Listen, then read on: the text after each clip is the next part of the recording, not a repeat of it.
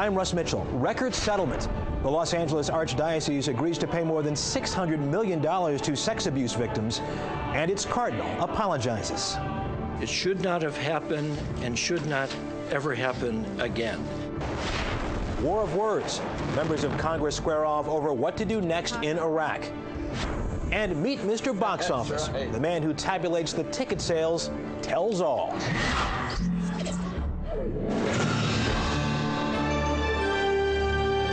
This is the CBS Evening News with Russ Mitchell.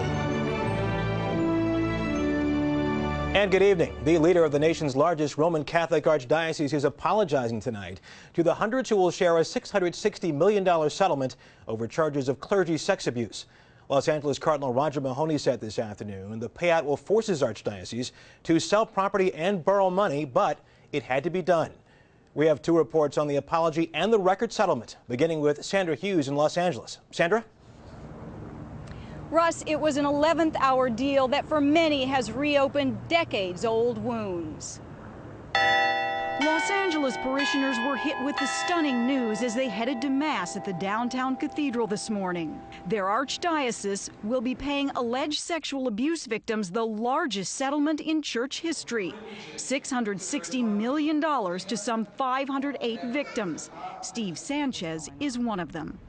No matter how much money you give me, I can't take that check and cash it someplace where they make me 10 years old again. Sanchez was ready to testify tomorrow in the first of 15 civil trials. The priest he says abused him, Clinton Hagenbach, seen here with Sanchez on his confirmation day, died in 1987. First up on Sanchez's witness list, the head of LA's archdiocese, Cardinal Roger Mahoney, who's been accused of covering up the priest abuse scandal. When they're about to take the stand, all of a sudden their checkbook comes out. The LA Archdiocese has now paid a startling sum of $764 million. Compare that to Boston, which has paid $157 million, Portland, Oregon, $129 million. The nationwide total is now more than $2 billion. If the cases in Los Angeles had gone to trial, the Archdiocese could have paid much more in punitive damages. According to the terms of the deal reached over the weekend, each of the victims will be paid more than $1 million. It just means that I will be able to pay for some of the treatments I should have gotten long ago.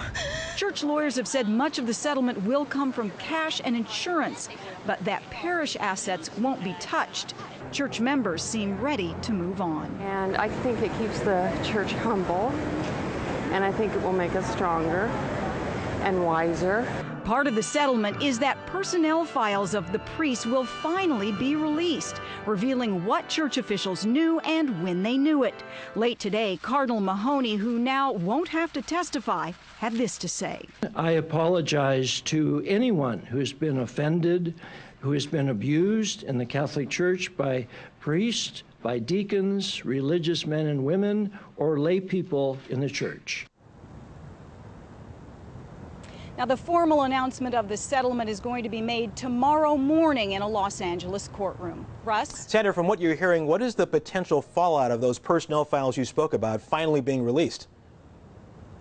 Well, Russ, there's a catch to that. Now, the church is saying that they are not going to go into court and fight the release of any of those personnel files, but that doesn't mean that an individual priest cannot do so. So many of the victims are really taking a wait-and-see attitude on that portion of the settlement. Okay, Sandra Hughes in Los Angeles, thank you very much. And Los Angeles is not the only archdiocese dealing with a multi-million-dollar settlement. As Sandra just told us, the Boston Archdiocese paid nearly $160 million to abuse victims. But Bianca Solorzano reports from Boston tonight on the real cost of the payout.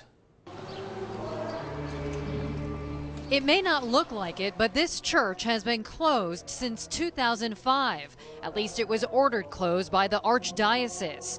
But 24-hour vigils by St. Jeremiah parishioners have kept the prayers going and the doors from being padlocked. I think it's all about money with the Archdiocese. Parishioners here say the Archdiocese wants to sell the property to help pay off some of the $157 million priest sex abuse settlement. But many parishioners feel they're being asked to pay for somebody else's sins. It's very clear that the Archdiocese of Boston wanted the money that this parish could give them by selling it and wanted our bank account. The Boston Archdiocese denies that any parish closings were connected to the priest abuse settlement, saying it was paid for by sales of church property and insurance. Since 2002, 75 of Boston's parishes have closed or been merged in a sweeping reorganization, blamed in part on falling attendance and the declining number of priests. But recently, church attendance seems to be improving, and donations are rebounding as well. But theologian John McDarr says that psychological and spiritual damage to the church may never heal. I don't think we'll ever experience the kind of 19th century uncritical loyalty. This is my church, and if the bishops say it, I'm going to believe. It's been a long road the last several years. After years of upheaval, Tony and Clara Caruso have come to terms with the closing of their parish. It's not necessarily the four walls in which you practice it, but what you're there for. And that you can practice your faith and enjoy your faith and worship in any environment. Perhaps ironically, these church closings have brought many parishioners closer together. The ones that we spoke with say going through all of this has forced them to get to know one another, and their sense of church community now is the way it should have been all along. Russ? Bianca Solorzano in Boston. Thanks a lot. Friends, family, and strangers said farewell to Lady Bird Johnson today. The former First Lady died on Wednesday at the age of 94 and was laid to rest in Austin, Texas. Kelly Kobiea reports on a day of remembrance and beautiful flowers. If there is such a thing as the perfect day for one last goodbye, this was it. Feel like a flower to wave at the cortege? Thank you. Under the bright Texas sun, thousands lined Austin streets and country roads, bringing flags and wildflowers to say not only goodbye, but thank you to Lady Bird Johnson. 8-year-old Maya knows her as the first lady who loved flowers. I decided, hey, if she planted flowers, why don't I bring a flower to the funeral? Bring a flower for her, huh? Yep. Her mother, Stacy Abel, was 11 years old when she met Lady Bird. She tried to pass herself off as a newspaper reporter just to get close. The Secret Service man said, no, I'm sorry, this is just for adults. And she came over and said, that's all right. Come on up, child. And she just spent a couple minutes with me, and she was so kind and generous. Her grandson said Lady Bird Johnson always wondered if she had done enough for the world. At 70, she gave her name and her money to establish a center to preserve and restore native plants and flowers. She gave even more to the people in her life. She was probably the most gracious, kind, and considerate person that I've ever known. Former Secret Service agent Jim Harden watched over Lady Bird Johnson for 22 years, traveling the world with her. We got to see and do everything that she did, and she included us in that. She was family to us, and we were family to her.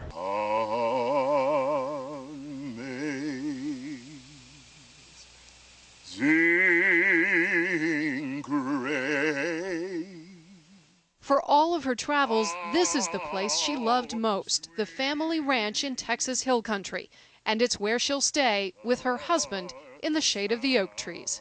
Kelly Kobiea, CBS News, Austin, Texas. And still ahead on tonight's CBS Evening News, debating the war. The temperature in Washington gets hotter. There is a new explosion of violence this weekend in northwest Pakistan, an area that's become a haven for al-Qaeda and the Taliban. Militants launched a series of suicide attacks on government targets, killing at least 70 people as they broke a 10-month-old truce. In Iraq, Prime Minister Maliki backed off his controversial quote yesterday that American forces could leave anytime they want. Today, a spokesman said he was misunderstood. In the meantime, in Washington, the U.S. presence in Iraq continued to be hotly debated. Joey Chen has that. Unshaken in his faith, the president is pushing back hard against any suggestion that he start planning a new course for Iraq. And whether he's being stalwart or simply stubborn, Even critics of his strategy admit there's not much they can do about it. You are the commander-in-chief. You probably have the power to keep fighting all the way to the end of your term. We doubt whether that is a very good idea, but you've proven that, in fact, you could overthrow almost anything the Congress does. Indiana Senator Richard Lugar and Virginia Senator John Warner are two of the most influential Republicans to publicly prod the president to rethink his Iraq strategy. Last week, they laid out a resolution urging Mr. Bush not to wait for a progress report on his troop surge, which isn't due out for another 8 weeks. The White House's response? A respectful thanks for the suggestion, but no thanks. Congress set a schedule which basically said, we need to do a review in September. Everybody agrees. We'd like to put our policy there in a different place. Everybody agrees. Maybe, but a new CBS New York Times poll finds 74% of all Americans believe the war is going somewhat or very badly. Still unfazed by sinking support or demands from Democratic leaders for some sort of pullout plan, the White House is turning the tables on Capitol Hill critics, accusing them of trying to micromanage the war, leading both sides to defend their perspective as being the most patriotic. Have you ever been to Iraq? I've been there 7 times. You go see the dog and pony shows. I've been there as a reservist. I have been there, and I'm going back in August. I've been a member of the military when the senators come in. Something we can agree on. We both admire the men and the women in uniform. I don't doubt Don't put political words in their mouth. The congressional sniping certainly isn't over yet, but the president, having made his position clear, now intends to change the subject. Tomorrow, we're told he'll talk about Israel and the Palestinians and what the United States can do to help try to repair that very troubled relationship. Russ? Joey Chen at the White House. Thanks a lot. The Ford Motor Company is not commenting this evening on reports it is planning to sell its Volvo unit, which is speculated to be worth some $8 billion. Up next on tonight's CBS Evening News, Hollywood's #1 box office number cruncher.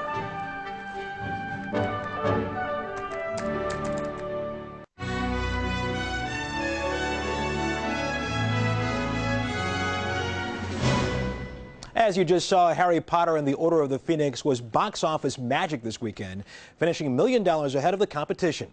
Where did these numbers come from, and who spends the weekend adding them up? Tracy Smith found out. Those movies just reinvigorated the marketplace. Paul Dergarabedian is the brains and the voice of the Hollywood horse race. After Pirates of the Caribbean earns $100 million in just 2 days, this has been one of the toughest years of the box office we've ever seen. If it makes $120 million in its opening weekend, they're going to make another one. Sunday is not a day of rest for Dergarabedian, not when all of America is waiting for the results of the weekend movie ticket sales. This is a great opening for Harry Potter. It actually becomes the 17th biggest opener of all time. It's sort of exciting, isn't it? Breaking the rules. While each studio tallies up its own sales, it's Dergarabedian, working out of this small, white box of an office in Encino, who compares the numbers and figures out the week's winner. It can be extremely stressful. I mean, people are counting on these numbers, especially the press people. And Transformers smashed July 4th records at the weekend box office. Always believe that with hard work and a little luck, it's only a matter of time before I'm discovered. That line from one of Dergarabedian's favorite movies this summer, Ratatouille, sums up his whole philosophy. Growing up, Dergarabedian wanted to make films, but he realized he'd inherited a gift for numbers crunching from his father, a rocket scientist. Now he has a free ticket to the best seat in the house. At some point I realized, hey, I'm going to go into the business side and track this stuff because I can't actually make the product. I'm going to track the product. But I've never lost my love of film and my complete admiration of filmmakers. His calculations can have a major effect on Hollywood's fortunes. When moviegoers see that records are being broken or that people are going to a movie in record numbers, it instills in them this want-to-see factor. They want to be part of that in crowd. But Dergarabedian isn't all business. He's been known to dabble in esoteric numbers, like figuring out the highest-grossing film in the U.S. of all time. Adjust ticket prices for inflation, and the film would have made somewhere north of $1 billion. Try topping that, Harry Potter. Tracy Smith, CBS News, New York. And we'll be back.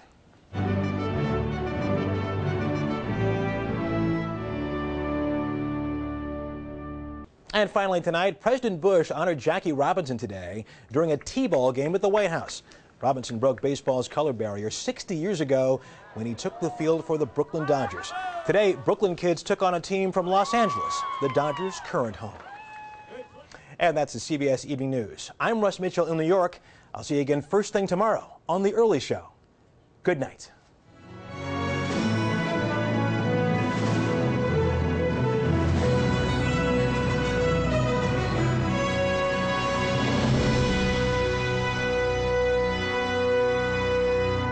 CBS News. Experience you can trust.